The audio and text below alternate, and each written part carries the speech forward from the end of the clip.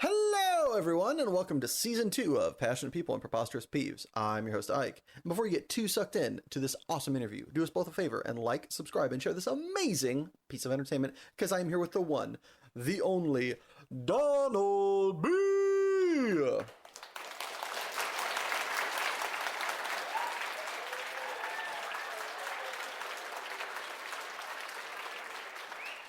Hey, what's up, man? Say hello, Donald. Hey, how's it going? Thanks again for having me on. Always and of course. How are Yeah. we doing today, buddy? Oh, man, it's great. Great new home ownership. You know how it is. You gotta, learn how to. I really don't. He says living in a shed, but I'm very happy to hear that for you. Yeah, man, it's nice. It's nice. We're still getting acclimated, still finishing unpacking, and trying to get used to the fact that if something goes wrong, there is now no one to call. I am now the guy. Except for the fire department. Yeah. Speaking of things that are nice, what's your favorite movie line that you like to quote apropos of nothing? Oh, man. A lot of it, I mean, does TV show count? Sure. It's really Rick and Morty. When the episode when they're those scammers are trying to get the Oh, secret to interdimensional traveler, and Yeah. Jerry's in there too, and then there's like he goes to his job, and the guy's like, yes, yes. Just, yes. I Yes. I do that all the time. I'll send people that gif all the time whenever I'm just like, yes. That's so funny because I love doing that one as well. It's classic. My favorite one is to quote the other three that are always in tandem, which is like, slow down, My man. my man, looking good. It's just like my favorite ones is like siphon in where it's like an awkward moment or a friend's like like just completely oblivious to you and just play it up and be an NPC for a minute. It's great. Absolutely, it's the best. We're all really NPCs to somebody, right? Exactly. Everybody's an NPC unless they're in your band. All right, and band, I mean like metaphorical, D&D band. Anyway, what's your favorite? My favorite. I'm trying to think. I was trying to think of like a through line to change to the next question, but screw it. What was your first date movie? Oh man, first date movie. If you can't think of it, I do have a follow up. So let me don't strain your brain too hard. We have many more questions to go. Yeah, I mean, it's really just kind of embarrassing. Do you remember the movie Rat Race? It came out probably. Rat Race? Yeah. Yeah, hell yeah! Yeah, man. It's a race. I am winning. That's exactly what happened. We went and saw Rat Race, and I was in seventh grade. Just the right age to be seeing that movie. It was my favorite movie, like in that seventh grade yearbook, which is like, man, that's trash. No, you were in seventh grade. It's great. Yeah, bro. I mean, the date really didn't go great either. But then again, I was in seventh grade. It was your first. Yeah, I was like, it's your first date movie, and you were in seventh grade. If it went good, that would be more troubling than I think if it went poorly. Yeah, I mean, that's some like American Psycho Machiavellian shit. If you're like, like making moves and on first date one in seventh grade, that would be scarier. Yeah, I mean, it kind of would. And Jessica Cheatham, if you're listening to this, I'm really sorry that my mom was sitting right behind us, man. I'm also sorry I made you see Rat Race. I'm not. I'm glad you went and saw Rat Race for the record, balancing that out. Oh man, was that Mr. Bean? Oh God. Yeah, Rowan Atkinson, baby. Woo! Jesus. Guy is the king. Also, I mean, like that whole entire movie is full of bangers. You've got Rowan Atkinson, you've got John Cleese, you've got Lovitz. Yeah, John Lovitz. John Lovitz.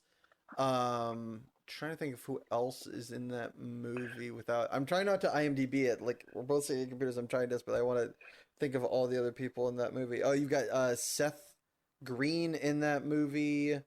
I think Whoopi's in it.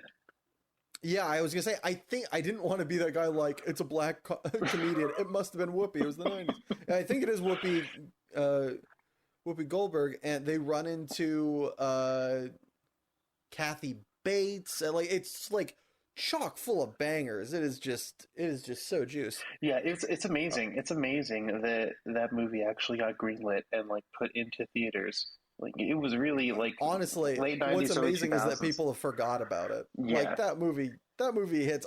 I'm tempted to go back and watch it, but I'm a little worried it's like SpaghettiOs, where it's you remember it from your childhood. It's like it's everything in a bag of chips. Then you go back and eat it, and you're like, these chips are moldy. I think I've got cirrhosis. I made a mistake. So attempt it at your will, but I would recommend attempting it at least once. Oh man, you know what? I think your optimism about it is making me want to revisit it now. It's like maybe seventh grade best Donald part did is- have good taste. Maybe maybe me and my frosted tips knew what we were talking about.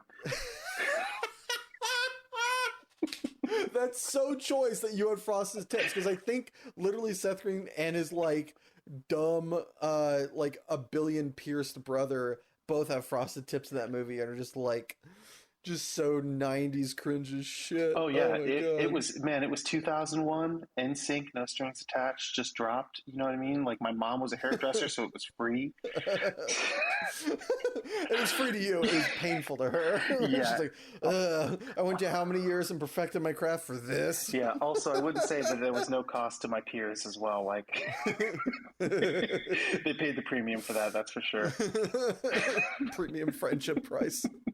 Moving on from one amazing thing to another. What's your favorite meal to make just for yourself, assuming cost and time are not relevant factors? Oh, let me tell you, my man. I know that this is going to sound a little basic, but I watched a video like 4 years ago. I watched Gordon Ramsay like make a steak in a cast iron skillet, and I learned how to do it, and I am incredible at it. I make the mashed potatoes from scratch, you know, like I throw like, you know, the steak in there in the cast iron pan. Once the pan's hot, you get a little butter baste going, man, a little rosemary you throw, or thyme you throw on top, not rosemary. Don't put rosemary on your steak. Put it on your potatoes, not your steak. The thyme goes on the steak, man. Then you put some like broccoli in the oven. Oh my God, dude. It's incredible. Like you make it like medium rare, you know, like a minute and a half each side, and then you like throw the butter baste on there. Turns out the King Idiot Sandwich knew what he was talking about when it comes to cooking. You know what, man? He really did. He has, and if he asked me, this might be the answer to another question later. But if he asked me what I was, I would tell him that I was a donut. It's really good. So yeah, that would be what I would do. Just because it's also, you know, it's kind of a cathartic experience cooking a steak inside. Oh yeah. No, it's highly recommend. I don't do it. I'm somewhere between too lazy and not posh enough to own and consistently use a cast iron skillet. But I very much agree with like making a steak inside just for yourself. It is very. It's almost like it's like meat meditation. It really you is. Like get to take your time and just, especially if you're doing like a butter base and you're just sitting there, just like drizzling the butter all over, and just be like, yeah, you're gonna be an inch on the waist. Yeah, and just like letting it just drizzle. Oh. You just spoon it over. You like make it hot, and then like also it's just like whenever you use a cast iron skillet afterwards, you know, you have to clean it, and then you have to like temper it like again. So you're not supposed to use soap on those. You're supposed to just use like a little bit of salt, like to get a little bit of the granular action. Then you just wash it out. Yeah, salt and some steel wool, right? I mean, I don't use the steel wool because I don't want to take out any of the flavors from before, but I'll just use my regular scrubber along with the salt, and then I'll, you know, dry it out with paper towels, and then, you know, put a little bit of olive oil just to treat the cast iron again before you put it away. But it's like you said, it's like meat meditation. When you said treat, I imagine you're like, here's some olive oil in the pan. It's like, hey! I mean, if it could talk, I'm sure that's what it would say. And it would be like, hey, I did a good job. Yeah. Yes, you did, cast iron. Yeah. Put me back in the broiler so the dog hair doesn't get in me. Well, that is some. You truly are a homeowner now that you're, you know, doing cast iron and all that. Oh yeah. As a homeowner and a man that is about his posh and beautiful accessories, what's your favorite non-exercise thing that you have to force yourself to do?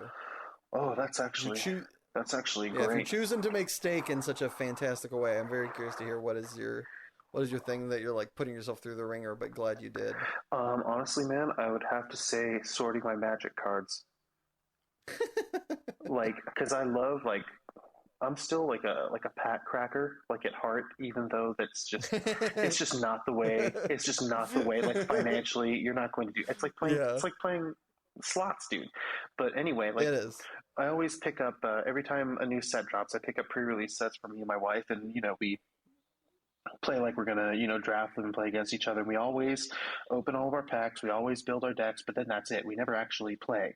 And so like I've got like pre-release packs like going back to Strixhaven with everything Awesome. just like all the way. I think like probably like 8 like still that I have to just go Yeah. through, and I have to separate, and I have to put them away like in the standard. Then I have to move the standard ones back to the modern boxes, and then just go back from there. That's another thing. It's like, man, it's just really like it gets really big in my head. You know how like kind of you end up with like piles of cards based off of what archetype you're using at the time. Yeah. And like it feels bad. Like taking them apart feels like you're killing your kid. But yeah, That's so beautiful. yeah, Love that. that's How many? Okay, we're gonna take a magical moment here. How many magic cards do you think you own? mm, Ballpark it. 25,000. Okay, you got me beat. I think I'm rocking about 9 tops, right? Yeah, I think I'm rocking like at the most I'm rocking 9. So you got me dominated. yeah. I've got like remember I've been cracking packs since like M14. Yeah, I was gonna say I stopped. I love those moments. It is the biggest high and the biggest low is cracking packs, but I've extricated I've extricated that magical aspect of myself in efforts to save money, and space. Yeah. As I said, living in a shoebox. Maybe when I'm a homeowner, I'll go back to cracking packs. So also, but it's just about efficiency. You know what I mean? Like Well, life's not always like fun. Fun isn't efficient, right? Or doesn't need to be. I guess we should say. So, like, whatever brings you joy, it sounds like that's while causing a lot of space. It does sound like it is, albeit it is fun, albeit at times maddening. Yeah, I mean, So, especially when you have to sort the rares and you put them in different binders and stuff like that. You got to like buy those little sheets and like how many do you put in the thing? Man, it's like it's a lot. It I takes think honestly, that's the thing that bothers me is having cards that I don't want. Is like I'm such a I want exactly the cards I need and want. I don't like extra. It's just like if it's perfunctory extra stuff, it's just noise. I just like I have to get out of my life because I feel like such a loser. It's definitely a personal thing, not anything to be taken away by anybody else. But I feel like such a loser in cards I don't play with or use that I just like have to sell them, even though I like am like eating it. You like constantly like the amount of times I've sold cards and like I don't use this card, sold it, and then a month later bought it again because somebody found like a deck to use it in. I'm like, well, I need it for that deck, and instead of buying again, as opposed to exactly. letting them just sit in a binder and be like, I'll trade at some point or something. I'm just like, get it out of here. It's like I can't have like a screw just sitting on my desk. It needs to get in the wall or in the trash. Oh, totally. I get huge FOMO. Like, imagine all the Goblin Wars that got thrown away before Hall One got. Like, you know what I mean? Like, you're paying Yeah, yeah. $40 for this stupid card. So to change topics a bit, who's someone you've never met, alive or dead, that you'd like to have lunch with? Ooh. And to add an addendum while you think about this for a moment, where are you taking them? What are you eating? And what is a pressing question or just a topic that you'd like to talk about? Okay. This is going to be okay. So quick clarification: does the restaurant have to still be operational? No, you can go to any restaurant at any point in time. Oh man, that's fantastic. Okay, so I would probably, man, alive or dead? Man, I'd love to have lunch with LeBron James. I'm a huge basketball guy, and I would take LeBron James to Food Lab. It's a place that used to be in Silver Lake and West Hollywood. They had this grilled veggie sandwich, and as you can tell by my previous answer, I'm not a vegetarian, right? But this Hmm. sandwich man, let me tell you, Change your life. it's the best sandwich I've ever had in my whole life. I don't understand. They built it completely out of like foods that I didn't like at the time. You know, like, you know, I went there. I was it's like the chocolate cake shot. Have you ever had one of those? no, that sounds awesome and terrible. So there is a shot that you can get, or that I've been served multiple times at very many different bars. That it's usually called like the birthday cake shot or the chocolate cake. It tastes like a chocolate cake. It tastes amazing. You can tell there's some alcohol in there, but it definitely isn't like forefront. You're like, this is cake. What the fuck? And then you ask them, and the ingredients are just like, that shouldn't make it taste like cake. Exactly. But it does. That's exactly. I think there was goat cheese in the sandwich. There's like eggplant in the sandwich, and like pine nuts, and it's on like this rye bread. And I don't even know like how to describe to you how my life was changed at that moment. Like I've been living in LA for like 5 years before I'd ever been to Food Lab, and then I went there, and it's not cheap, dude. Like like $15 for this stupid thing. But like, bro, it changed my life. I would love to go there, and I would love to ask LeBron James why. This place is still open. Food Lab? Well, not that one in particular, but there is a Food Lab that is still in existence. Where? Did you just look this up? I need to find it. Yeah, it's in West Hollywood, 732 North Highland Avenue. Oh my god, dude! I'm gonna have to go back. It's incredible, dude. It's incredible. You have to go. Like after this, like you need to stop this interview and you need to go to the Food Lab. They give you. Like, do you remember which food it was, or do you remember which sandwich it was? Yeah, it was just a grilled veggie, sandwich. It's crazy. It's not something that I'd ever order like anywhere, you know. But yeah, sounds amazing. Yeah, it's real good. I'd love to take LeBron there and I'd love to get some information from him on what it's like to be like, I don't know, the only like African American athlete, like just zero controversy throughout his entire career. You know, multiple championships. There was Space Jam. I wouldn't say zero controversy. I would, you know what? Honestly, I would say Space Jam was made as a clapback. It's like, you know what? You guys won't leave. You guys keep saying that MJ's better than me. Watch me just break his movie franchise. Yeah, you guys won't leave me alone, and so now you have to watch this. And I know that you're going to watch it. Deal with it.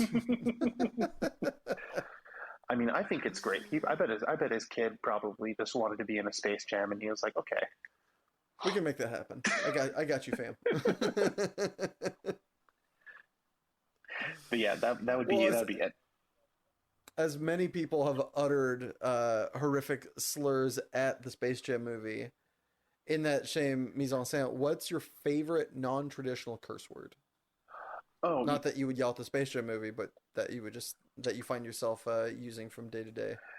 You know, man, honestly, I would say that it's like either like saying that something is trash, or something that my wife and I say to each other sometimes is like, you know, how like when you get in a relationship, you have to be a little more delicate with your insults. You can't use you can't use the same ones that you use with your friends. But we tell each other that we're being so bad, and it's the inflection. Truly, you're being like, I can be like, being so bad. Like, you're being, bro. You're being. And you're being. You're being, and you're being. No G. And so, like, if it's like super egregious behavior, then you're being so bad. But like, you know, if you give me the inflection. Like, bro, you're being so bad. So I'm feeling as you're saying this to me that you're raising your eyebrows on the word being. I am. So you're being. Yeah, you're just a little neck tilt. You're being. I am. That's exactly how my face is. Nailed it. Yeah, exactly. Oh, that's awesome. You're being. It's a great cue. It's like such a good one too, because it's almost like a second. It's like a hidden language. Yeah. So you can be out with your significant other in a party, and they're just on one, and you don't have to like take them aside. You don't have to like whisper something and hope nobody hears. You can just be like, "Hey, you're being. Yeah. And like they know what to do, and everybody else is like, okay. And then he's like, like nobody knows what you're talking about. Yeah, you just crushed. You just crushed that. By the way, I felt rebuked, even with you saying. Woo! We did it. Teamwork. High fives.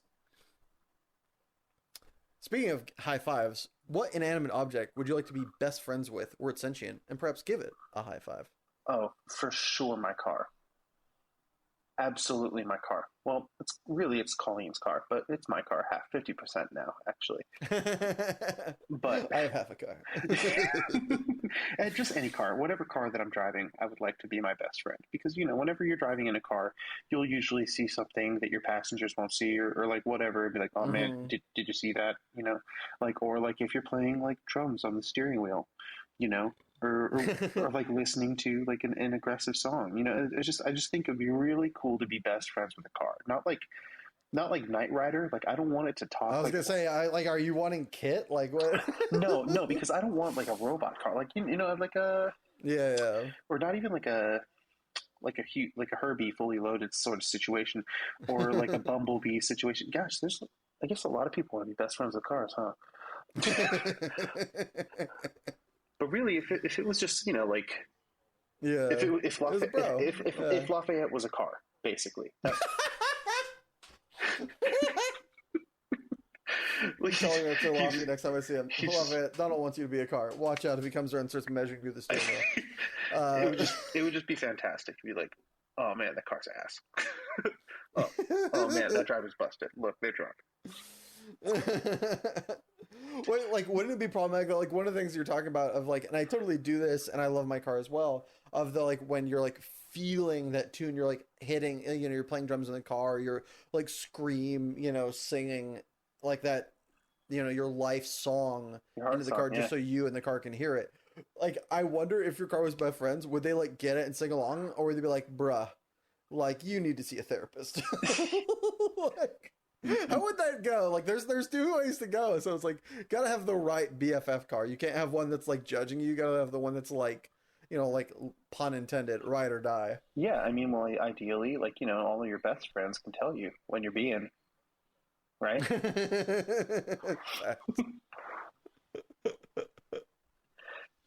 Speaking of being, if you were a condiment, which do you think you'd be in? Oh, certainly ranch dressing, I would say. That a boy. I think that would is be the ranch right dressing. But that is the right answer. Thank you. Nobody said that. I don't know how. Ranch is just 100% S tier first round ballot Hall of Fame windmill slam choice. I do not know how we have gotten here, and nobody got multiple mustards. We've got ketchup. We got cilantro. How in the holy shit like this is the 14th episode of this season? Not one person has said ranch. People have said fucking mayo. Low self-esteem. That's all. That has to be the explanation. People don't value themselves enough. That is the real problem of this. It really is. This is proof that people do not value themselves enough. Otherwise, everybody would be ranch. But not just like any ranch. Like I'm talking either Denny's ranch or Wingstop ranch. I'm not Denny's ranch. Continue. I'm listening. Denny's and Wingstop ranch are both made from the Hidden Valley Ranch packets. Okay. And you can put, more than one, like in the thing, and that's why their ranch is so much better than everyone else's ranch. Like if you were to go to like a Sizzler or like a Burger King or so Jack like, in the Box. is it just Hidden Valley's like the top tier pick? It must be, but with the packets. So the secret is in the amount of dill. Honestly, I couldn't agree more. That is one of the things recently, random ass tangent. I have salads at work every day because it's really hard to like take the amount of time we have for break to eat lunch at my work is basically zero.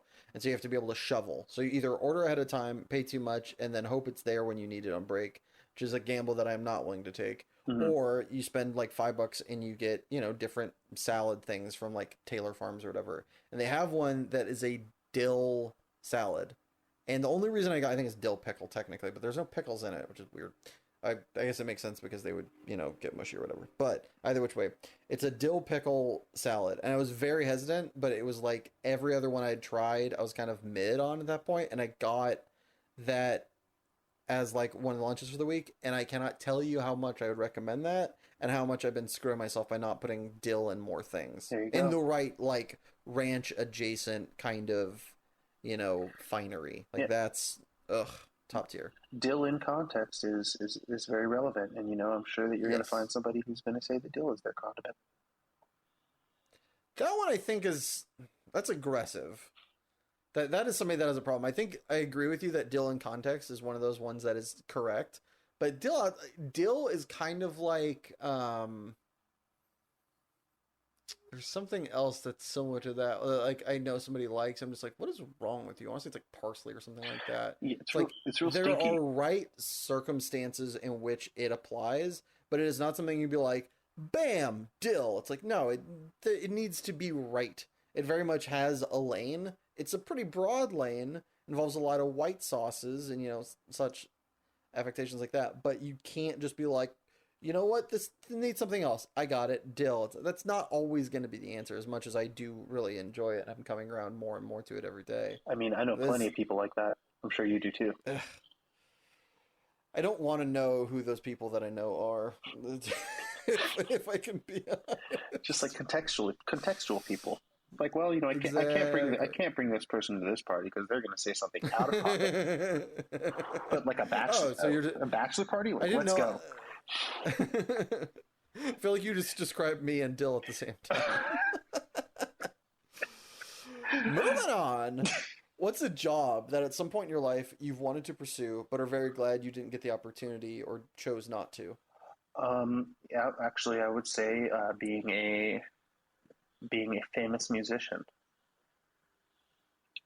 I pursued that most of my life, actually, like up until probably right before COVID, and you know, it was great. Like I did touring. I got to go all over the world. It was fantastic.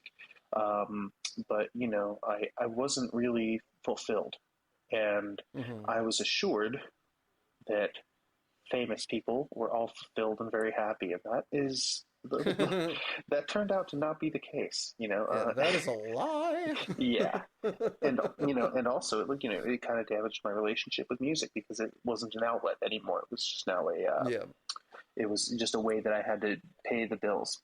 So it was that turned out to be a real negative thing. But it's one of those things that you kind of have to find out for yourself. You know, like if you're a 16-year-old that just like wants to do this thing, and somebody tells you that you're not going to be happy when you reach the end of the road, you're like, man, fuck you. Like, exactly. Yeah, you have to. It's one of those things you can't, for a lot of us anyway, because I'm very much the same way. You can't get told that life lesson. You have to experience it. You have to know it for yourself. Otherwise, it'll like always ring hollow, and you'll always question it. Yeah, and the ironic thing is that now that I know, I feel much more fulfilled than when I was trying to find out. Exactly. So, like, it's a good thing you didn't get it because then you're trapped. But at the same time, it's a good thing that it sounds like, if I'm hearing you correctly, it's a good thing that you went for it and you know that it's not what you wanted. So you could, like, you know, kind of set it down where it was, you know, let it sit on the desk, the mantelpiece, whatever metaphorical, you know, surface. You could set down that dream and be like, you know, either you've had your time, maybe later, or this isn't for me, and just, you know, pursue a life where you are happy, where you are fulfilled. Yeah, it actually helped me define what fulfillment looked like, you know, and it's like if you are basing your own value based off of like what you can create or like what, you know, like what you can contribute, you are automatically placing that value on the opinions of others, which is, you know, not the place that you want to be if you would like to be a happy or fulfilled person, you know. So like, you know, being able to kind of reach that point to where it's like, okay, well, if I continue down this path, I'm going to get this thing that I thought I wanted, but it's going to cost me. It's going to cost me my. It's going to cost me my my actual real relationships. It's going to cost me, you know, like who I perceive myself to be, and I'm now going to be placing who I am in the hands of others, and I have to be who they think that I am forever now. Yeah, it sounds like for you the motivation was one that with the way that you want to, the values that you have and the way you want to live your life were, kind of polar opposites. And so that, it's one of those things that you didn't find out until you reach the mountain, you reach that point where you could like that vantage area where you could see that, oh, this isn't what I want. And you had the wisdom and the wherewithal to, start walking in a different direction, which very much commend, because most people that I've heard about, read about, talked to that get in that position where they're in striking distance, they've worked like, when did you start? When did your ascension to being a musician of that, stature really start? Oh man, I wanted to do it since I was like 15 years old. Like music was it was an outlet for me. You're a pissed off So teenager. how long? Yeah. You start when you're 15. When did you decide? When did you set down the stand? 2020, I think. Right, like really, really right when COVID hit was when I had to switch lanes because you couldn't tour at all, and that Oh, and you couldn't interesting. and you couldn't gig. Yeah. So like So this. that was it. So yeah. So okay. One, how old were you in 2020? I was 32. Okay, so after 17 years, after over half your life, you set it down. But it sounds like it's interesting because if I'm understanding you correctly, not only did you make the wise decision and set it down, but it was just because of, it wasn't like it came to you. Your opportunity to see it for what it was and how it was affecting you was only because of your inability to pursue it. So it was not that you saw it in the moment, but because you saw it, because you effectively had, like the world said, you had to told everybody you have to take a break, basically. Well, I mean, yeah, like you're right on the money that like I wasn't able to make that a decision point until I was in a position to do so. Like because like you said, when you're doing this whole thing and you put so much into it, you're kind of priced in, right? But there are things that are Mm-hmm. happening in your life like kind of tangentially, like man, like why am I doing this? Like why am I like so unhappy in this? Like why am I so resentful of my audience? Like why am I having so much trouble creatively? You know, Mm-hmm. and then once COVID hit and everything kind of shut down, and you had the opportunity to kind of shake your etch a sketch and kind of Yeah, reevaluate. you got to reflect. Yeah. Yeah, you have to reevaluate like what's important in my life. Like, what do I want my life to look like in 20 years? Like what's the best that it could look like if you continue down this path, and what's on Mm-hmm. the other side of that. Like, do you really want to be like a 55-year-old in a wedding band? Yeah. Because like I think that's an interesting way of looking at it, but I think I've come through. I'm working on a very similar experience on myself, and it's the way I've kind of ended up looking at it, which it sounds like in and around a way you did too, wasn't what it could be, but what it definitively is going to be. mm-hmm. It sounds like your experience that you were having was, every time I'm doing this, I feel X. It's like, do I want to continue feeling X? Is that something that is acceptable to me, or is that something that is not acceptable to me? And wisely, it sounds like you realize that's not acceptable to me. Not that you don't want to be a wedding band singer, although, it doesn't sound like you want to be that either, Nope. but more so that, you were looking at, how am I feeling? What is this doing to me? All of the things that are definitive, how you're feeling about something, the things that you're doing, because you can't, looking at it being like, well, I don't want to be a wedding singer is pessimistic, and looking at it and be like, do I want to be a rock star is optimistic. The realistic and like the kind of best way to analyze it, as far as I've heard and I've experienced so far, and what you effectively did was you looked at the process, you looked at the things that you would be doing, like for sure, and how they're making you feel now. And if that's something, it sounded like it was something that not only, I don't know about didn't want to change, but feel like you couldn't, or that was, inextricably the way that you were going to react to these circumstances. And you were able to just, oh, I don't like the way this is making me feel. I don't like the practice that this is making me like be a part of. Yeah. And you were able to like, have that kind of Zen moment, that like, that therapeutic breakthrough of self-reflection, and just take the results not with any emotion, but just take them and look at them and go, yeah, I don't think so. And so that's fucking amazing, man. Yeah, man. It felt like, like honestly, it's just like you had the opportunity to be an active participant in your own life at that point. It's like, most of the time, like Yeah. we're just like on this path, right? And we're doing it for whatever, for money or, because our parents told us to, or whatever the case may be. And then you look around and it's like Hmm. 15 years later, it's like, what did I get out of this? Like, Yeah. do I feel like I am fulfilling like a purpose for myself? Like, what is this doing for me? And we really had the opportunity to kind of reevaluate and change that, like when the pandemic hit and everybody was just getting paid to stay home. It's like, well, what is the point of Yeah. this? Well, I think the way you put it best is being an active participant in your own life is like such a great way of putting it. There was an uncle of mine that was telling me at one point, to achieve most things in life, and like if you look at like Fortune 500 guys and people that are like going out there and making the things that they want to have happen, Mm-hmm. like them, love them, hate them, whatever, they have a plan, they have a strategy, they have a mode of attack, they have a blueprint for how they're going to maneuver and deal with problems and pursue their dreams. And so like kind of like you're saying, like being an active participant, it's like look at what you're doing and don't let yourself fall into a habit and then wake up, X amount of years later and be somewhere that you didn't want to be. Look at what you want to do, find the way that you want to do it, and then, do your best to do it.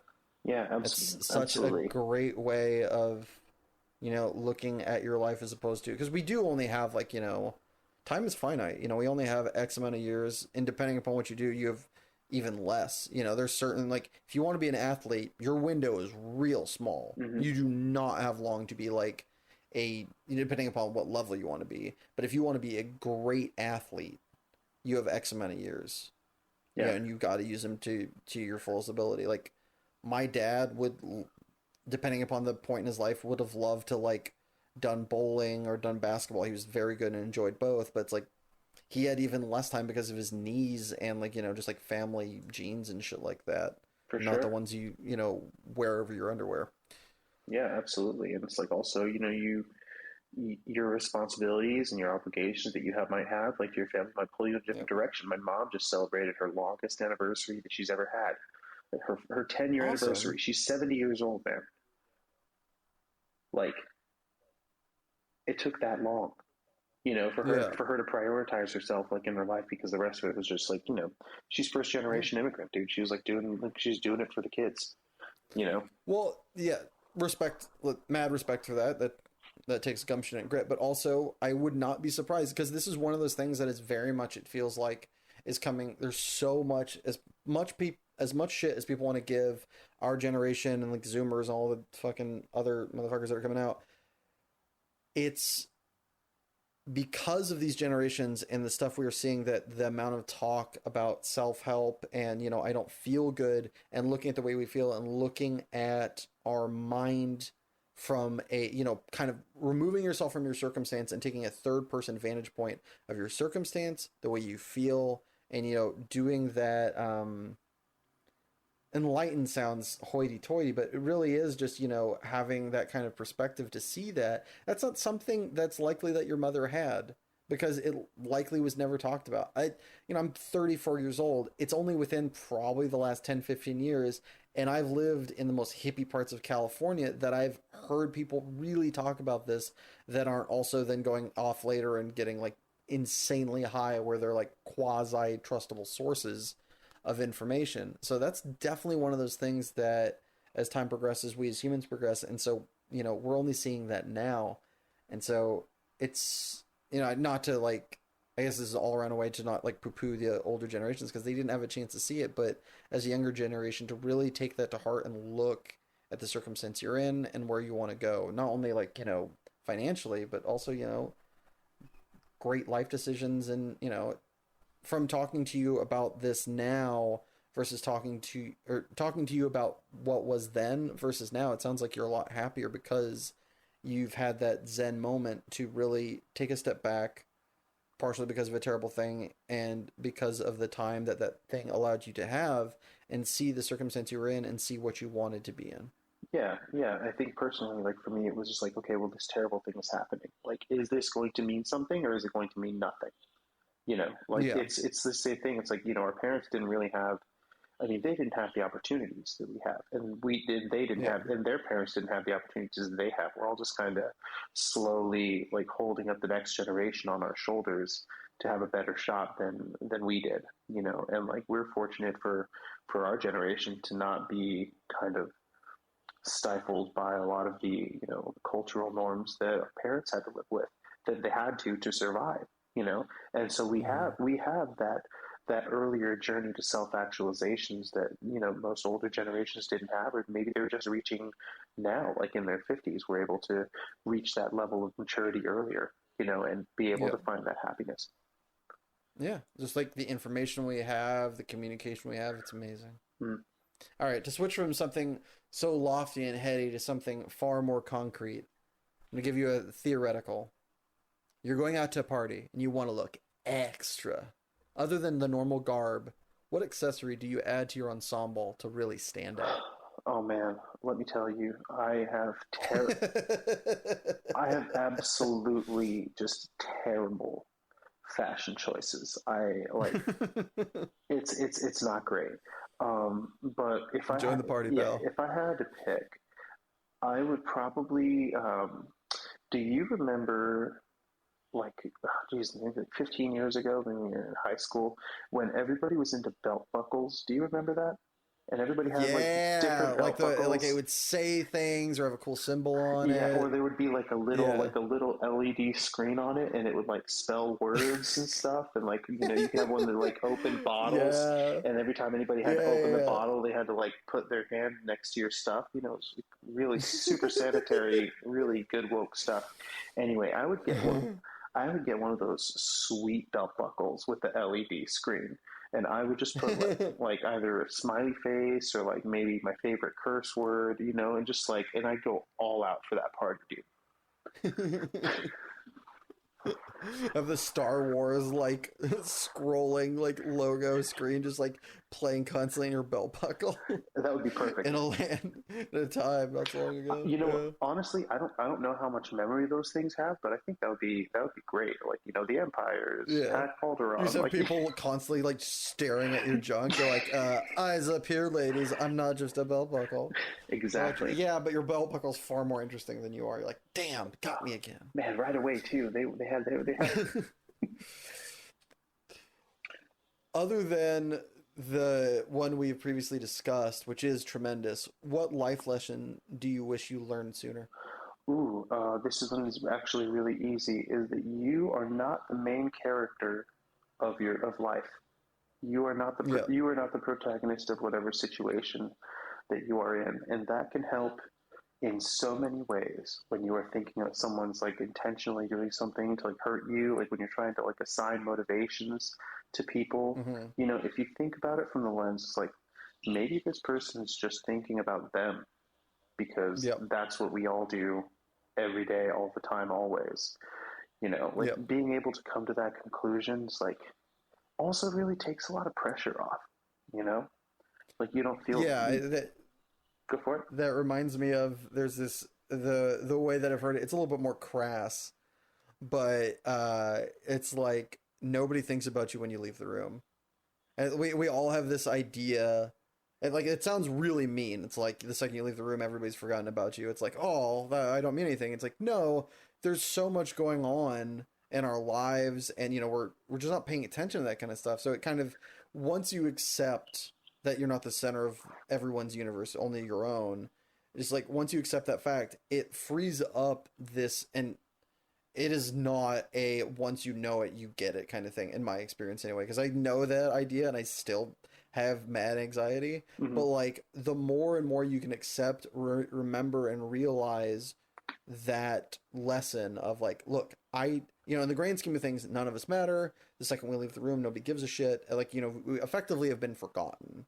Mm-hmm.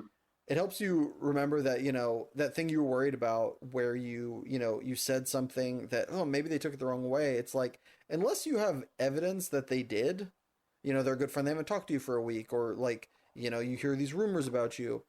Unless you have that evidence, most of the time they just forget about you. It's like in one ear, out the other. Yep. Like that's so much of our lives that if we took a second to realize how much we do that to other people, but it's really hard to, because once they flood out of your consciousness, how do you, kind of bring them back into it? But it's kind of like, it reminds me of, do you know the SNL Larry David story? I don't. So Larry David, basically created most of Seinfeld, made Curb Your Enthusiasm, comedy genius, and all around hilarious, obnoxious good dude. He used to work on Saturday Night Live back in the day. Comes in one time, and the way they would do it back, I think it's like the late 80s, early 90s is my guess, is it was a very much coke writing scenario, is my understanding, where Saturday or Friday night or whatever, they would just stay there for like 30 hours writing. Mm-hmm.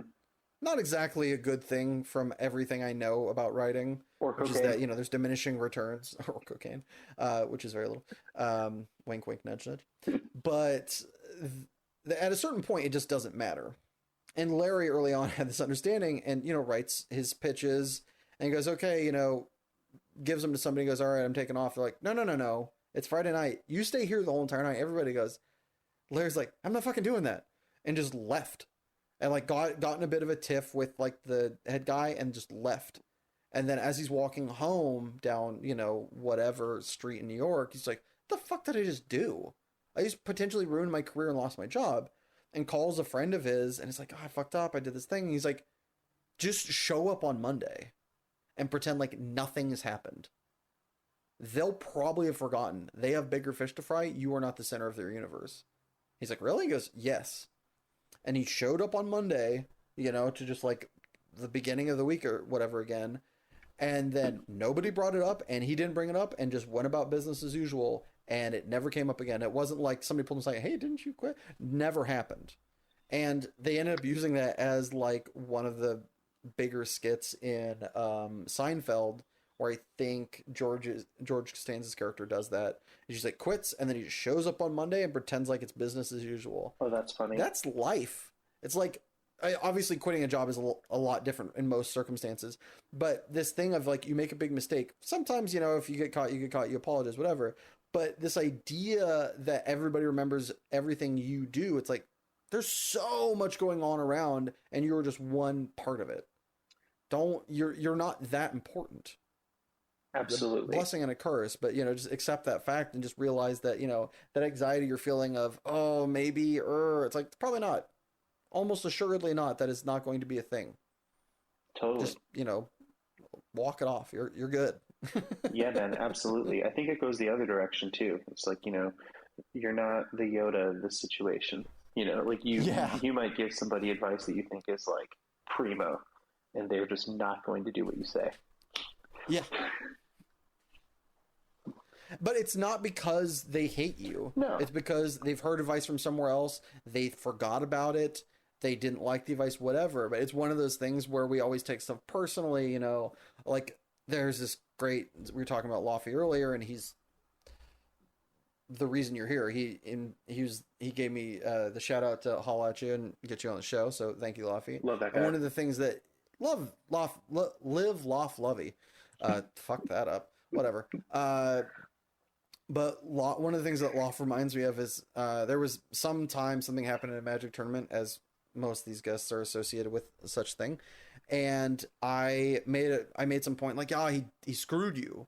It's like, he's like, that's your mistake right there. I was like, what? He's like, it's not about, like, very few people do things with you in mind. They do it with them in mind. Mm-hmm. They're not thinking about how they're going to fuck you over. You're taking it personal when it has nothing to do with you, as far as the decision making on the other person's account has been.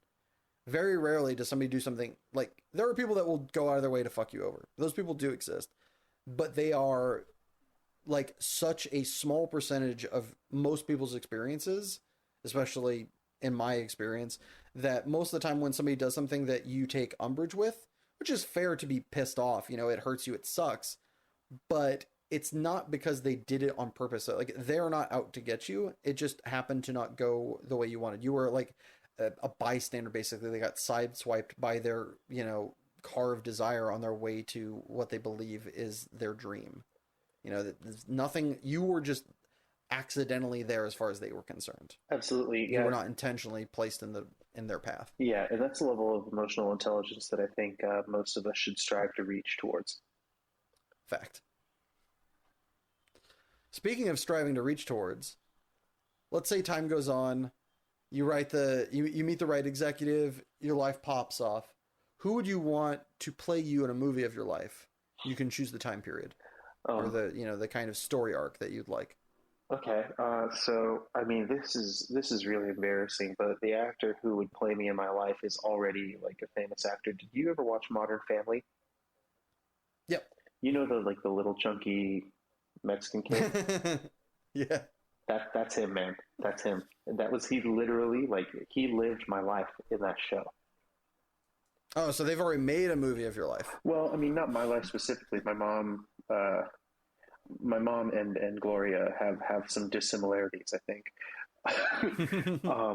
Just regarding, marrying for money. And that would have made my life a lot easier. I think my skincare routine would look way better now than than it is. I think I'm just starting to catch on to that thing. But as far as like his mannerisms and like how he interacts with people, like he's just like a little adult at the time, Yeah. And that's kind of exactly. You're talking about Rico Rodriguez, the guy who plays Manny Delgado, right? Yeah. Exactly. Yeah. How he talks to people. It's like, it was like watching myself like interact with adults like at a young age. And so I'd love to see him kind of tackle my move to Los Angeles and like kind of surviving through college, like being a personal assistant to the Doors. Like I'd love to see him try to navigate like the Hollywood scene. Because let me tell you, man, okay, we're gonna rewind that back a little bit, because I think you just like name dropped hard as fuck and then tried to walk away from it like a carpet bomb. One, where did you move from, and when did you move to LA? I moved from Cottonwood, Arizona. I moved to Los Angeles when I was 19 years old, like right after I graduated from high school. I think I took one gap year, saving up to afford to go to college out here.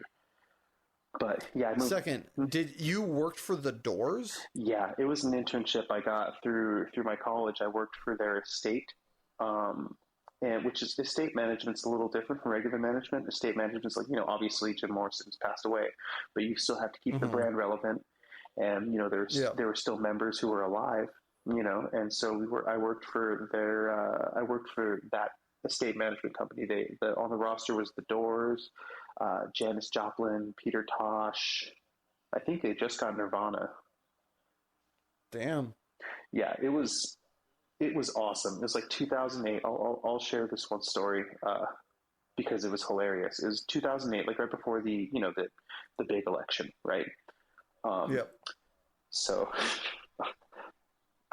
Ray Manzarek walks into the office. He was the keyboard player. And this was the first time I'd ever met one of them, right? Like I ended up meeting, Ray and Robbie and John, but like they didn't come into it wasn't normal to see them, So Ray just like walks into the office one time. It's the first time I'd ever seen him. I'm like a 19-year-old kid, dude. And it's 2008. It's like October. And he like comes into the office, and we shared an office with a PR company and a lawyer. She was the lawyer for like a bunch of emo bands back in the day. And he walks in, and he like gets everybody's attention, obviously, and he's like, if anybody in here is voting for John McCain, you can get the fuck out of my office. And then he left. That's awesome. He just came in, said that, and then dipped. And I was like, holy shit. I'm out. That's awesome. Yeah, man. So I'd love to see what's his name? Rico? Manny Delgado's character. I'd love to see him in a situation Rico Rodriguez. Rico Rodriguez. Man, if you're listening, I'll let your boy. Yeah, we got a script to bang out. What poor man luxury do you still enjoy to this day? Poor man luxury. Okay. I love Taco Bell. Um, that was it. I'm listening. It was a poor man. It was a poor man luxury for me, like like back in the day. But like now, it's like it's not something that I've ever gone out and ordered in the light of day. You know what I mean? Yeah.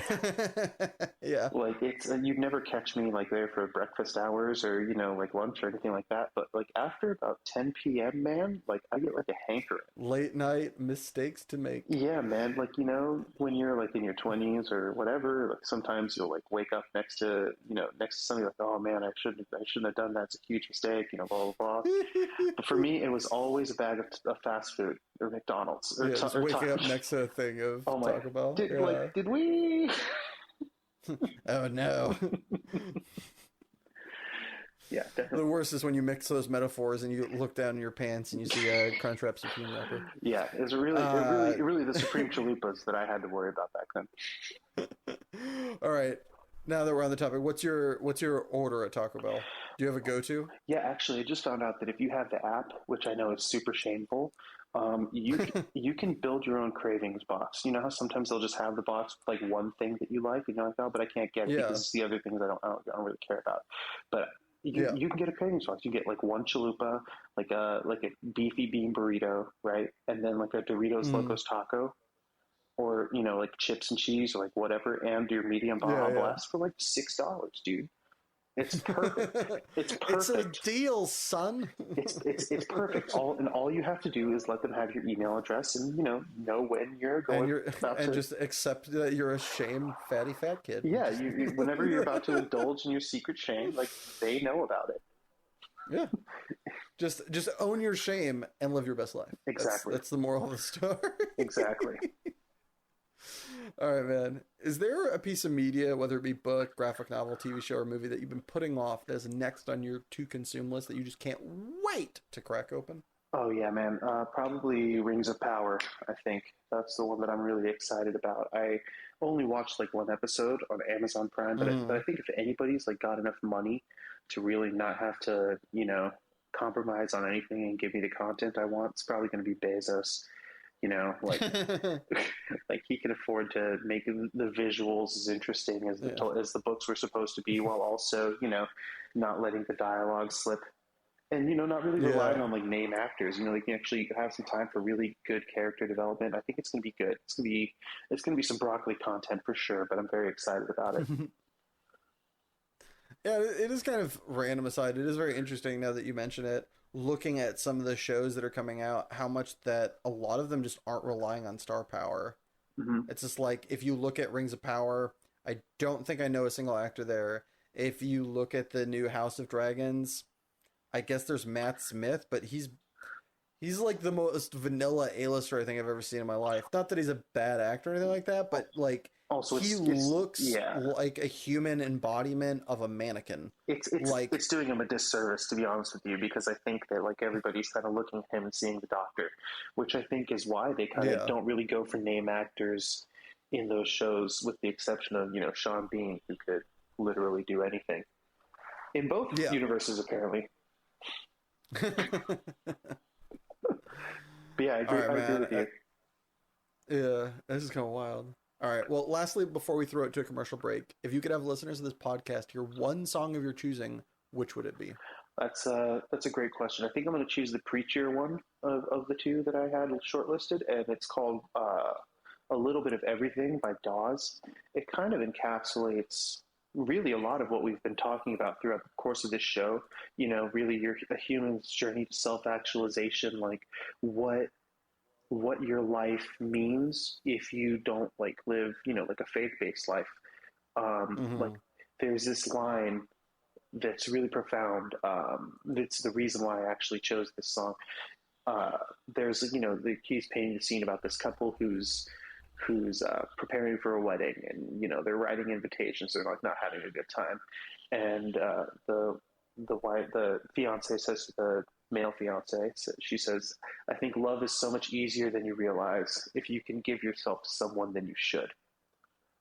And it's really, really profound to me, because like I think most of the time we when we navigate our lives, there are certain checklists that we're supposed to check off first, and like to kind of try to navigate our circumstances or mitigate any negative reactions. And I think sometimes that really gets in the way of us living.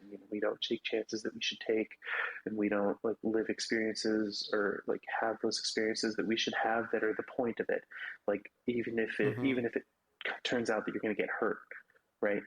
That's not the point. You're not really going into any of those situations looking for the happy ending, because life is like that. That's not really, in my opinion, that's not really what makes life valuable. What makes life valuable is taking those chances and then learning those lessons most of the time the hard way, and then that makes, even if you are down the road, like it makes choosing to stay with someone, that makes it more valuable because you're building that equity, even though they might not check everything off your checklist. Like they're not an NPC, they're a person, and you're checking, they're picking you too.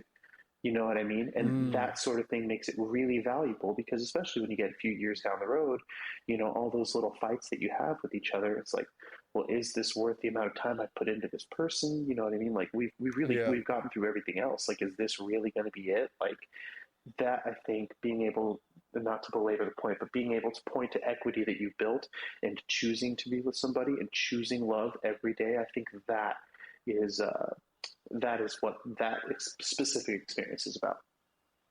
Totally. All right. Well, with that, we're going to throw it to our first break. Feel free to stick around and enjoy this totally real commercial, or take a minute to savor A Little Bit of Everything by Dawes. Or if you really wanted to hear a song from a previous episode, check out the playlist on Spotify.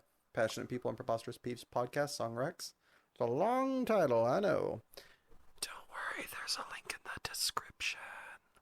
Either way, see you in a bit. Have you ever wanted to kill a small woodland creature or break a window but not had the physical strength?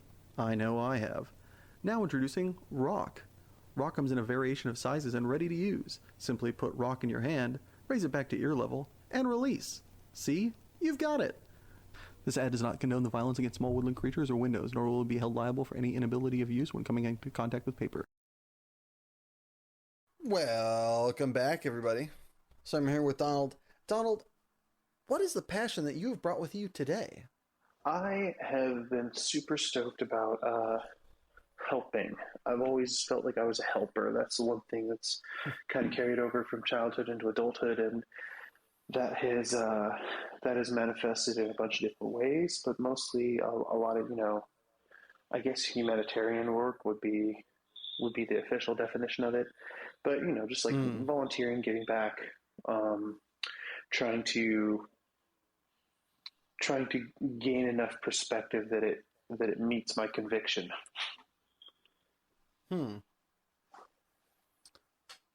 So when did you do you remember the first time you did this? Yeah, I was probably like 8 years old, and we were driving around in Phoenix, and I saw a homeless person, and I had a banana and I gave it to them because they. Aww. I know, my mom tells that story all the time. But, as she said, that's adorable. Yeah, I mean, I didn't understand it, and I guess to a degree, I still kind of don't understand it. The way that we treat each other, like in our society, I guess it kind of goes back to us feeling like we're the protagonists of our own story, But there are a lot of people that need help, and I think most of the time we would rather not look at it, Yeah, for sure. You very much here in the City of Angels, you can see that a little too prominently. Everywhere, and it's really weird. I actually have a huge bone to pick with that. I remember one of the things that I did. I would back in 2016, there was a city measure on the bill to, like add a tax to help address homelessness. I don't know if you lived here when that happened. I did not know. But I went door knocking, like to try and get this measure on the ballot, along with a couple others, like a cigarette tax to benefit breast cancer research or whatever the fuck, right? So I door knocked for like 3 months, right, and like along with another, like the whole group of people who were doing it, and this bill gets on the measure, this measure gets on the ballot, it passes, right? Uh, Mm-hmm. 6 years later, homelessness is up 18%. Jesus. And it made me really mad, and like I kind of gained a little bit more understanding, because like once you're in a room making the sausages, right? Like it's really easy to kind of get bogged down. But like if you look at how much temporary housing is costing for unhoused people in Los Angeles, the Yeah. new build cost, it's like clearly bullshit. Like you can look at it like that's bullshit. Like it costs like $1 million to build this little house. Like get the fuck out of here. Yeah. But yeah, So what kind of one were you doing that on top of your day job, like going around and like knocking on doors, or is that like your occupation for that 3 month period of time? it was a part-time occupation, so it wasn't free, but it wasn't like enough to pay the bills. Yeah. It was just something that that kind of mattered to me, and it Mm-hmm. was a way that I thought that I could get back because Trump had just gotten the nomination, right? And like Mm-hmm. Yeah. it started pretty early. Everybody was a social justice warrior on the internet, but like when it came time to vote, everybody would stay home. Mm-hmm. So that was just one of the things that I tried to do. I'm always of the opinion that if you've got time to complain about it, you've got time to do something about it. Yeah. So what is your preferred? If, that one sounds like you got your boots on the ground, but the result wasn't what you wanted. What's your preferred way of interacting and helping people? Yeah. So really, I try to do things that aren't just like lip service. That like I actually know how to Mm-hmm. do. Like I've been volunteering with an organization called Awaken Arts since about a year after I moved to Los Angeles. They haven't really had any courses lately, but basically you're teaching art as a form of expression to at-risk youth. So our group would go down to Los Alamitos Air Force Base or the Army base or the military base down there. There was a school called Sunburst that children from the ages of 14 to 17 would attend. Maybe they lived in an abusive household, maybe they were on drugs, maybe they dropped out of school, whatever the case Yeah. may be. And this was an opportunity for them to go through an accelerating program that would give them the credits they needed to graduate high school. And they would do it through it was basically a military school. Like you'd get woken up by the drill sergeants like 5 a.m. The whole deal, right? Yeah. And it helped a lot of kids, man. It helped a lot of kids. And our That's so group our awesome. group would go down and teach the art program, and we would go 5 weekends, I think, a semester, and that would count as their art credit. And so like especially if you've grown up like neglected in some way, whether that be like physically or emotionally, you Mm-hmm. don't really have an outlet, and Yeah. that leads you to down some very negative paths. The way to deal with that, like whether that be gang activity, drugs, alcohol, um, Yeah. just stuff that 14-year-olds shouldn't have to be worrying about. But like when you remember being 14, dude, like you're hormonal, like you have nowhere to put all of Yeah. this, and so like being able, and like for me, like when I discovered music and when I learned how to play, it was the first time in my life that I had to work at something to get better every day. And then I saw the progress in real time, you know, and, Yeah. and that helps your self-esteem in a way that you can't fake that, you know, Yeah. and also being Well, able to, and not only that, but you're giving away. We were talking about therapy earlier, being able to express yourself and get that feeling of angst, loneliness, whatever is causing you pain inside, being able to express that and kind of in a way, like one of the most important things when talking to my therapist, and I've noticed and heard from other wiser individuals, is by saying the problem, it helps you realize that it's a problem and accept that, move on, take necessary steps, or just accept that it's a problem and that you're just gonna have to deal with it. Or being able to say it out loud kind of frees you from it. Because for Exactly. a lot of people, especially myself, when you're the only person that knows that you're going through this problem, you feel so isolated. You feel like people don't understand you because you're not telling them. And so by getting it out there, even if it's through art, you release some of that baggage at the very, minimum. You're releasing some of that baggage from yourself and getting to express it in a way that's healthy and potentially beneficial to yourself and others by being able to look at that. Art is a gift that gives and is received in that Exactly. way. Really, it's a way to make something, because when you're dealing with those emotions, they always seem bigger than you are, you know. And when you're able to Totally. when you're able to when you're able to express yourself in a way, like you write, like say you go through this thing, and you're like, all right, well, I'm going to write this like song, right? And you write a song, and then it's done, and then there it is, and then you can see this thing, this problem that you were trying to navigate, and it's Yeah. just right there. And you know what, man? It's only 3 minutes long now, and you can revisit that whenever you feel like you need to deal with it. You're like, oh well, because then you're given the benefit of hindsight, right? You go like, okay, this is what I was feeling then, but I don't have to feel that way about it now, and it wasn't just music specifically. There was visual art, there was acting, storytelling.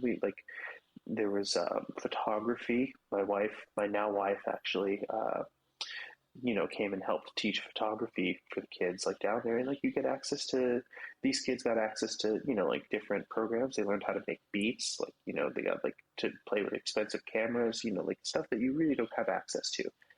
And, Mm-hmm. and being able to help navigate through like some of those really difficult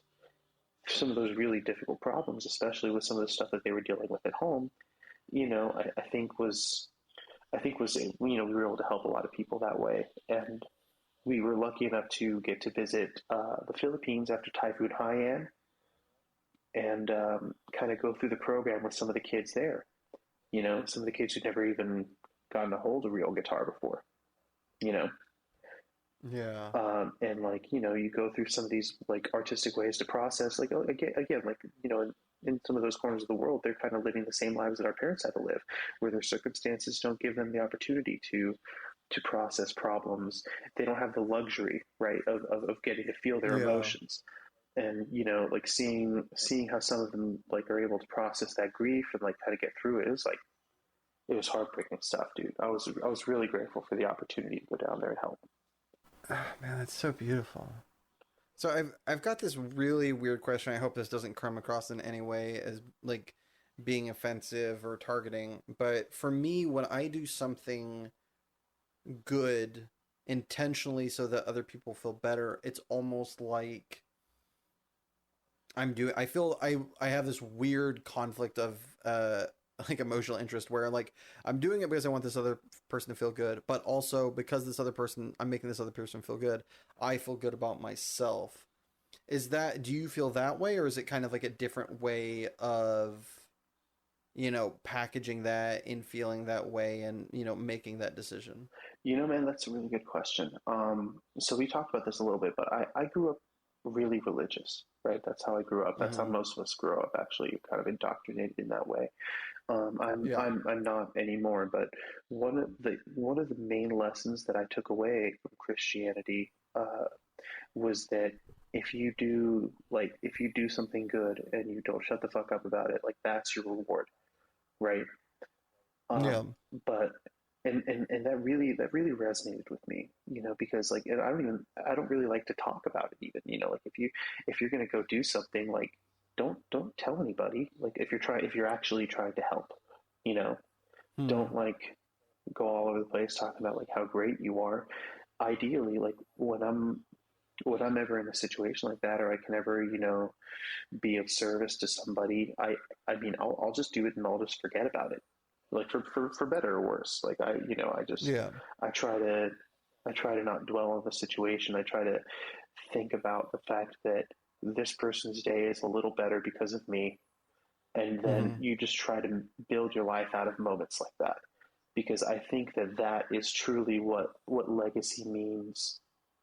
And like what honestly, I think that's what our purpose is, like as humans, like because because I believe that everything is random. you know, in order to make purpose. If you're able to leave the people around you a little better than you found them, that is what's going to be like the ripple effect that you leave on the world, you know? So like if you can build a life out of those moments of, you know, just even something small, you know, like just making someone's life easier instead of harder in that moment. And if you build enough of those, you can look back on your life and you can be proud. Versus if you've built like the tallest, you know, Elon Musk tower in the world, or whatever the case may be. Because it's not a selfish action, it's a selfless action. You can look on it and like be like, you know, I did this for other people, and look how they've, you know, look how they have grown and been better because of it. Yeah, but like honestly, like really, not to throw it back to another awesome '90s movie, but Pay It Forward. Did you watch that movie? I love that movie. I don't think I've actually seen that movie. Pay It Forward with Kevin Spacey and Haley Joel Osment. Oh man. No, yeah, I haven't seen that one. Oh, you got to do it. So basically, the idea is instead of paying something back to somebody who does something for you, you pay it forward to someone else who's done nothing for you. And then they pay it forward, and then they pay it forward, and then they pay it forward. It's really like, you know, that's what we're trying to do here. It always, and it's like, to go back to what you were saying about how it makes you feel good too, that's not an accident. You know, it always feels better when the actions that we take are towards connection instead of away from connection. And I think that if we notice that, like, especially, you know, like during arguments or whatever, like immediately, if you ever like get into it with somebody and like you start like talking out of your neck and then the conversation's over, you leave the conversation, it never feels better until there's reconciliation. Yeah. I'm trying to think of, there's a Sophie's Choice that's like whirling around in my head, which is like, would you continue doing this, I guess, would you rather... I can't come up with this. All right, scrap it. Fuck it. Moving on. I can't fucking figure it out. I think I understand what you're saying. Yeah. And like, you know, I think that if you're doing something because of who you are and not because of who they are or what they need, then that's like the validation, the internal validation that you need. You know, because we go through our lives trying to figure out who we are, and the reality is that we get to choose. Yeah. So how does this, you know, there's this idea that I've been exposed to, and like people will talk about it when celebrities do nice things, or when somebody rich gives money, they're like, is that all you gave? Like, you have so much more, why don't you give more? For you, why isn't, you know, for somebody that loves doing this much, I guess, what is your kind of comeback to the, you know, small-minded small-minded argument of, well, if you like doing this and you think it's, you know, what needs to be done, why don't you just do this all the time? I mean, really, it's just I would if I could, like if I could financially make it work. But again, also, it's like people, you can't pour from an empty cup, you know.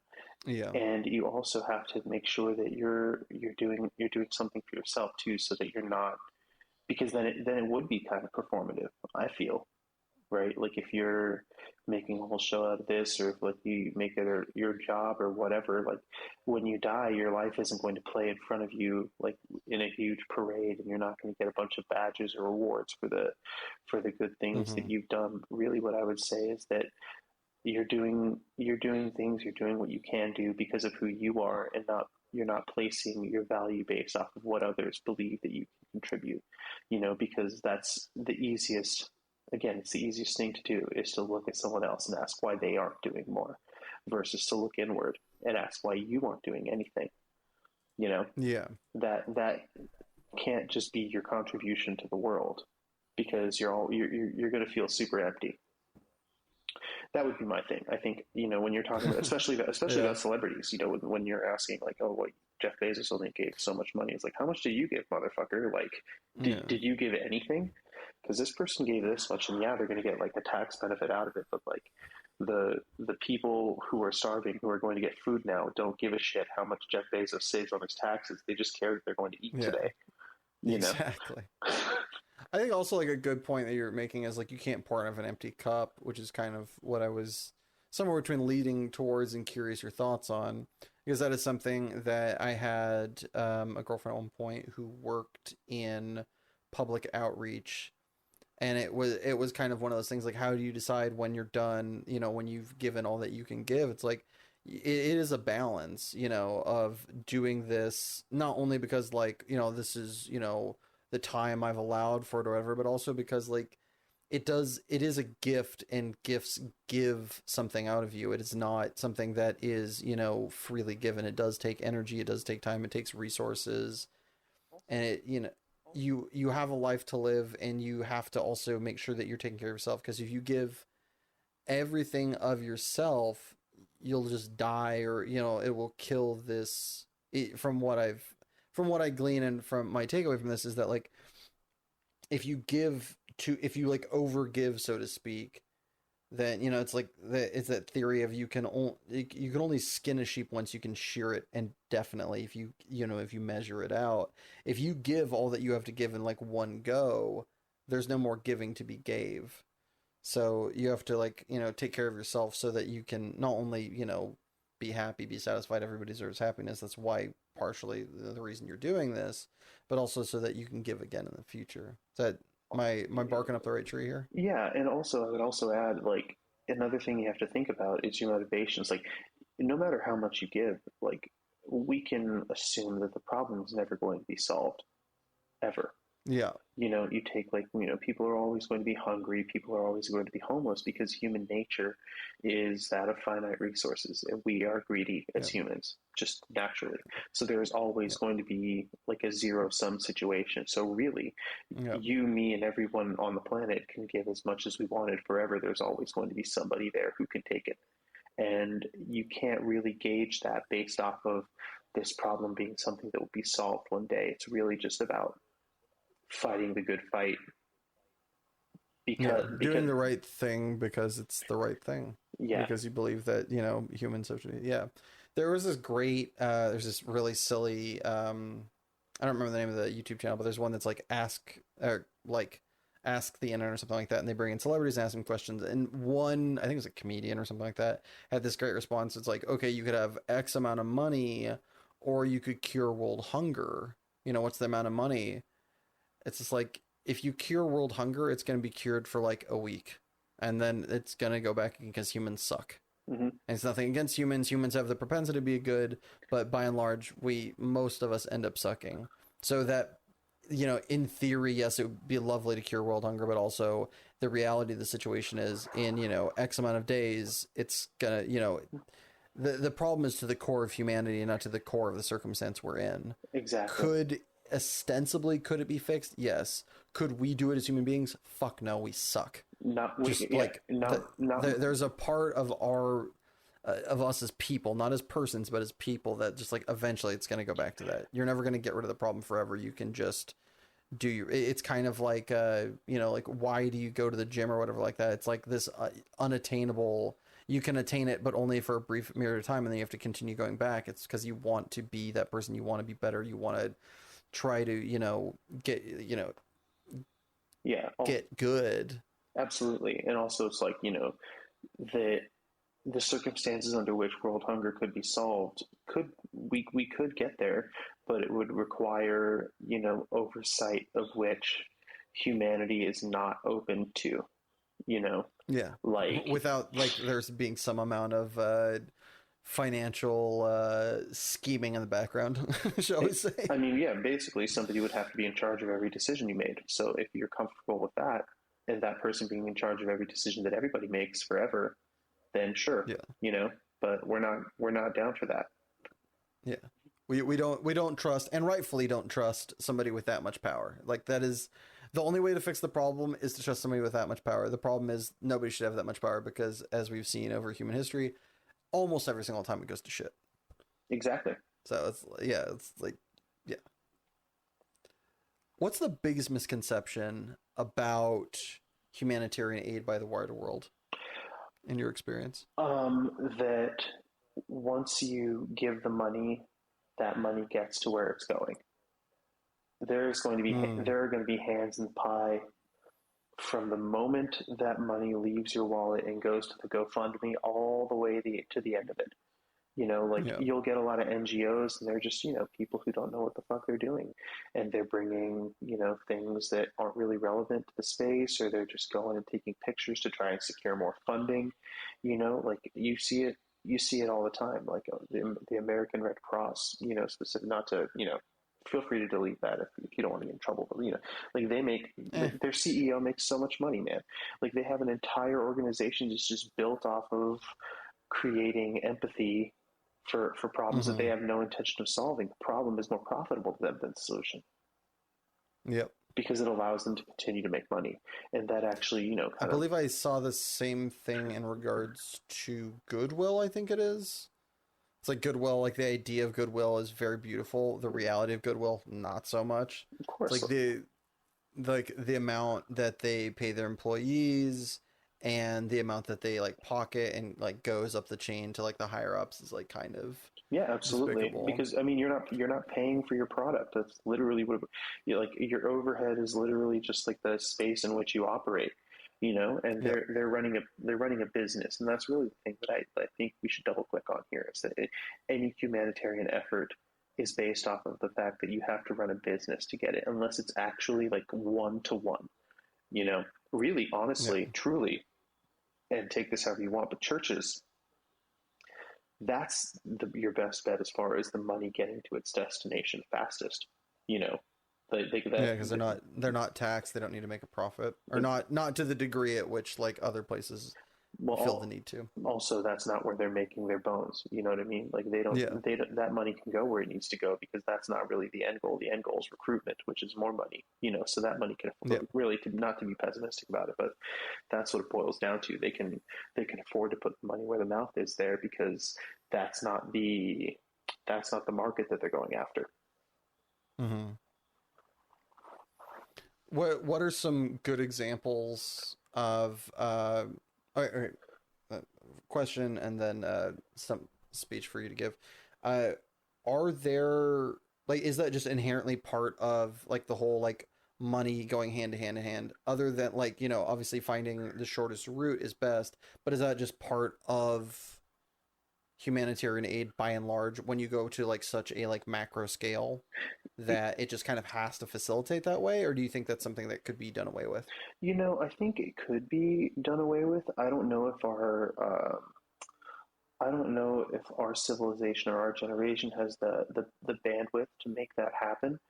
I also, like, it's kind of how the sausage gets made, man. Like, a lot of that stuff really depends on visibility. Like, you need a link to click on, as me, Donald, sitting on my couch, right? You need a link to click on to go help the hungry people in XYZ. But like, you're not going to have any way to do that without these companies or without these NGOs.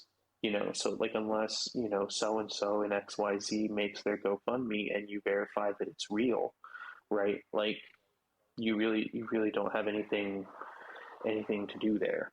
I would say that it's more beneficial, to try and do at least a little bit of research, and instead of just donate to, the Red Cross or whatever.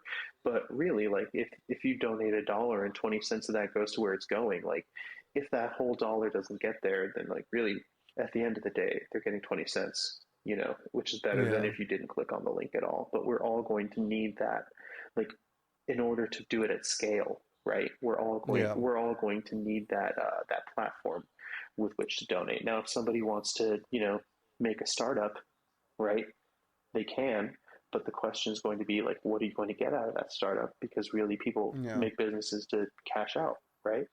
So you'd have to be an altruist, the likes of which I don't think the world has seen, to be able to, to be able to really solve that problem. But again, the problem is not going to ever be solved. It's just going to be mitigated as much as it can be. It's a patch on the tire that is the world. For sure. Do you have a favorite non-obvious aspect to humanitarian outreach? Yeah, actually, it's the lessons that it teaches you. I'll give you another example from the Philippines. When I went there, right, I went to Home Depot.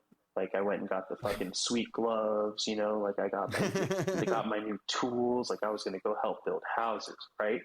Like I got my boots, you know, and my raincoat. Looking like Bob the Builder out there. I was ready to rock. out here flying on an airplane.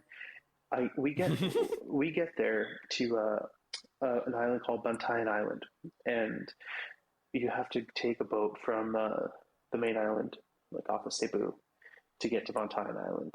And there are different villages. They're called barangays, and the wood that you have to deliver has to be native to the island, otherwise they're not going to be able to source it for themselves, right?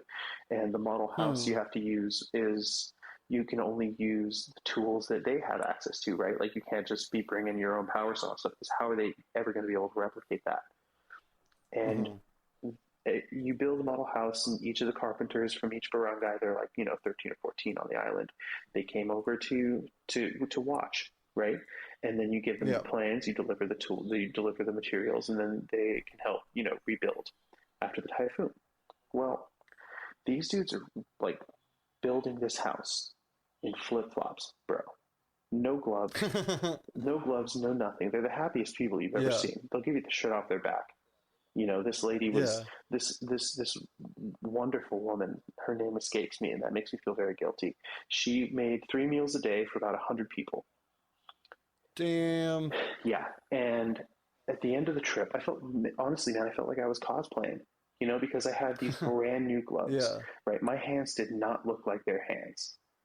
Yeah.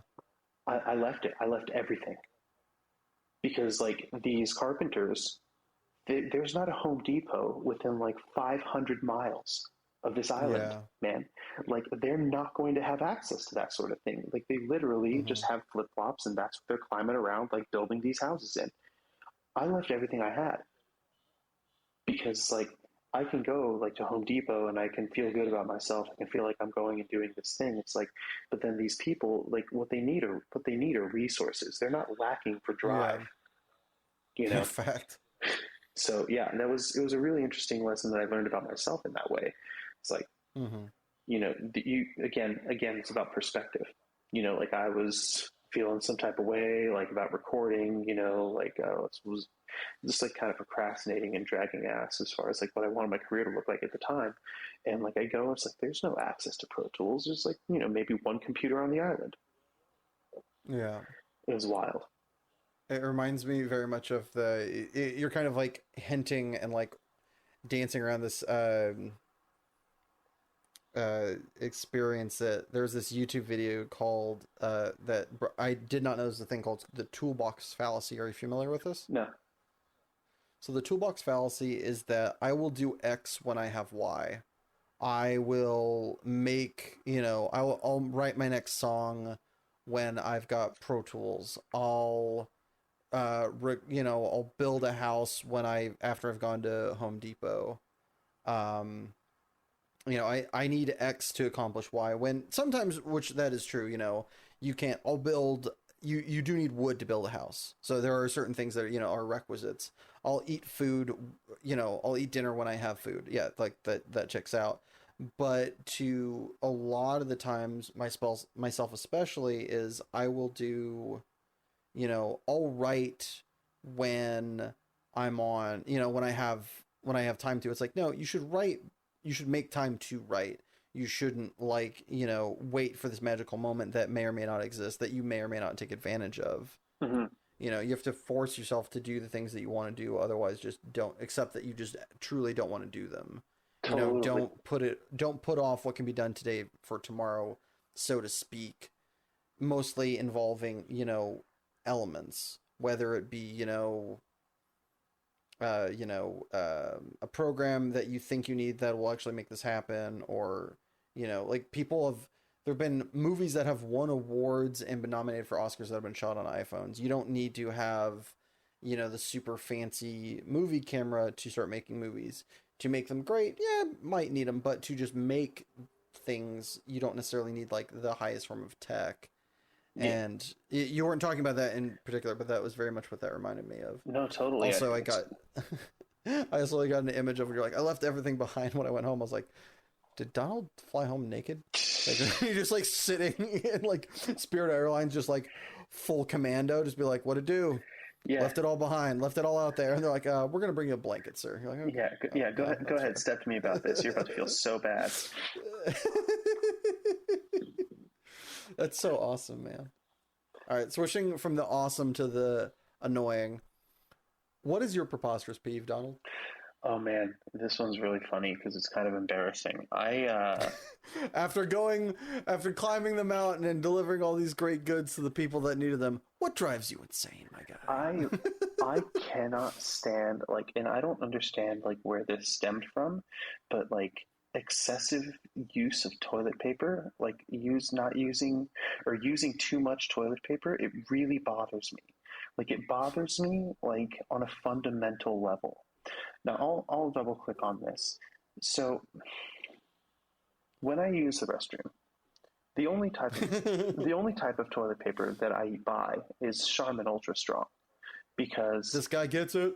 Yes. Yeah, Preach. I never want to accidentally put my finger inside of my own butt. I never want that to. I don't even want that to be something I ever have to even think about. Right? I'm very calculated when it comes to this. But also... Is that one of the things you brought over to the Philippines when you went over there? You're like, look, these are all for you. Like, there's this like 4 square box. Like, that's for me. That would have been great. That would have been great. But unfortunately, no. But like, so when I was young, I don't know if everybody did this, but like, my mom showed me like, okay, you're supposed to take this much and then you wipe and then you fold it over and then you wipe and then you fold it over and then you wipe, right? And like, like as I grew into adolescence, I saw, my friends of mine just like crumple it up and like wipe their ass like fucking animals, dude. And then they just grab before asking you why the hell you were in their bathroom watching them take a shit. Yeah, and like, I mean, even just like during like conversations. Anyway, I don't remember when it would come up, but like, you like. Basically, I would just ask because there'd be a full roll of toilet paper, and then they'd go into the bathroom, and then they come back out. There'd be half a roll of toilet paper. Like, what the fuck happened to that, man? Like, did you clean my bathroom? Bell. Yeah, did you like wipe my mirror? You're supposed to you're supposed to finish pooping before you start wiping. You know that, right? But like this is, and Charmin Ultra Strong is not cheap, man. No, it's not cheap. Worth it, but it does have cost. Incredibly worth it. Because you don't need to use a half a roll of toilet paper to wipe your ass. You just don't. And I have a bidet now, so our toilet paper usage in my household has been cut, by 3/4. But like, man, like my wife will like go in and she just like, and it is stupid. It is stupid for me to care so much about this. But she'll just like crumple it up in her hand. Right, she'll just grab like fucking 6 to 8 squares of toilet paper, crumple it up in her hand, and just like wipe from a pee, dude, from a number one. Do you understand what I'm saying? I just love the fact that at no point in this you're like ever being like, look, I know I shouldn't watch my friends and significant others use the restroom. You're just like, look, I am in there just monitoring and just making sure that this is correct. But I think it just might be with the Charmin Ultra Strong. Like if it's regular toilet paper, like I don't give a shit. But like it got to the point when I had roommates, dude, I would hide it. I would hide my toilet paper. I would. I'd put it up somewhere high where they couldn't reach it.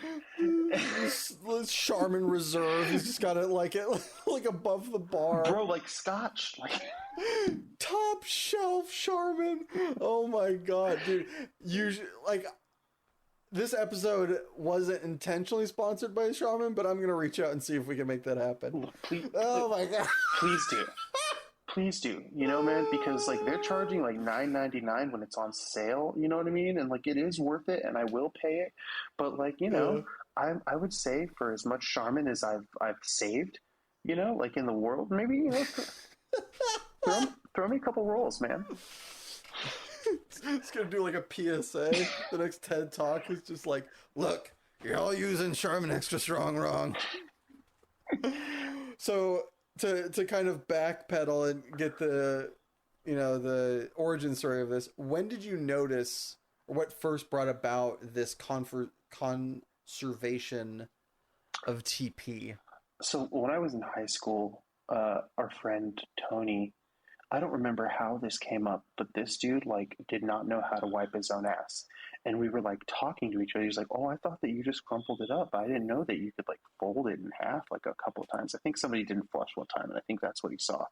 But like he was really curious. He was curious about it. His eyes widened and found like, the keys to the city. Yeah, like, oh my god, there's another way. But you know, then when I was in college, living with a couple of friends, and like our buddy's girlfriend like would just come and like stay. She like basically lived. There was like three of us in this living room, and my buddy in his bedroom. We were all crashing at his place, and man, this girl used so much toilet paper. No, man, it was like a one roll a day. We thought we were getting punked. It was a roll a day. I didn't understand what was. Whoa! Yeah, I didn't understand what was happening. I know. So you agree that there's a metric? Like I used to think. I remember talking to smokers when I was in like high school. I'd never smoked, thankfully, very lucky. But I had a lot of friends that smoked, and I was always perplexed when people were like, "Yeah, sometimes I do like a pack or more than a pack a day." I'm like, fucking, how many cigarettes are in a pack? And I found it was like 20 or 12, or I'm like, how? That's so much time. I cannot believe that something is trumping that, but this trumps that. Yeah, it was a roll a day, dude, and it wasn't even like the regular rolls, man. It was like the mega roll, the super deluxe. Yeah, it was like this thing. It barely fit on the fucking toilet paper rack, and it was like one a day, and that's when I started hiding it. I was like, I'm going bankrupt. Stop TPing your chemistry teacher's house, Ellen. This shit's for personal use. And you're like, hiding. I am going bankrupt subsidizing this woman's bathroom habits.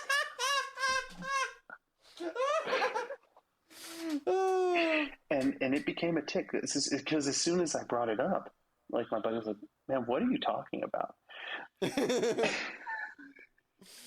What am I talking about? How are you not talking about it? Exactly. I felt very Seinfeldian. Oh my god, that's amazing. All right, and we're gonna have to head to a second ad break because I'm gonna need a moment to recover from all that frivolity. But when we get back, Donald is gonna enter the lightning round, so stick around. Do you need 100 pounds of butter? Come on down to Company Street Company. What if I need 30 gallons of olive oil? Come on down to Company Street Company.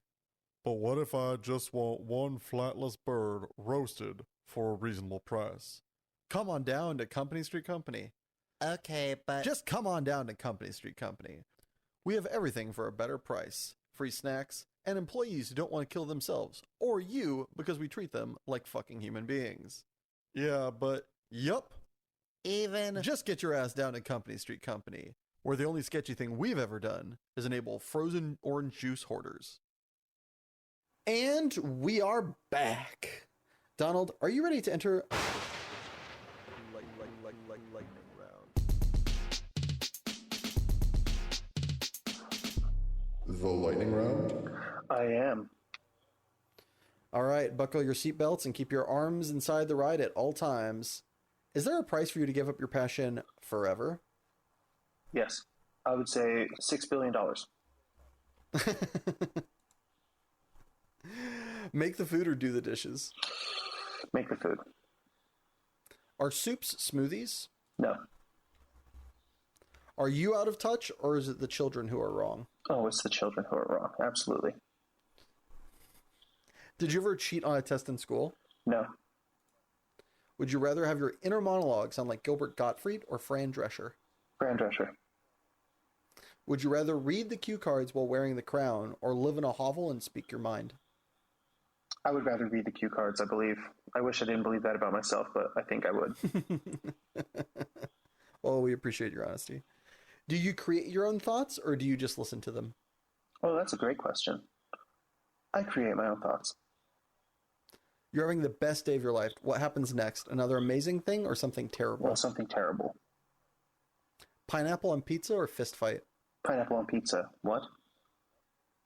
You come across a stranger just struck by a car. Their dying breath is this. This is very important. Please tell my wife. She's a dirty harlot. Ooh. Do you or do you not tell their wife? I would. Is professional wrestling cool or lame? You know what, man? It's cool. It was cool when I was 12 years old, and it's cool now. Would you rather be completely made of eyeballs from the neck down, no eyelids, or be a remote-controlled Tonka truck from the neck down? You have the remote control, but lack the appendage to use it, so you must gift it to one individual. Oh, Tonka truck. Assuming there were no health or global effects to worry about, would you rather it always be dark or light? Light. Brussels sprout flavored Mountain Dew or day-old lasagna milkshake? Ugh. You know what, man? I think I'm going to go with Mountain Dew. Is the universe finite? No. Stub your toe or make small talk with a stranger? Make small talk with a stranger. That's easy. You got some canned answers. Would you rather have a class of 40 students for 5 months or 20 students for 10 months, assuming that regardless of which answer you choose, your pay will be the same? 40. Do tomatoes belong in a fruit salad? In a fruit salad? Absolutely not. Do you believe that your life will have a significant impact on the world and human history?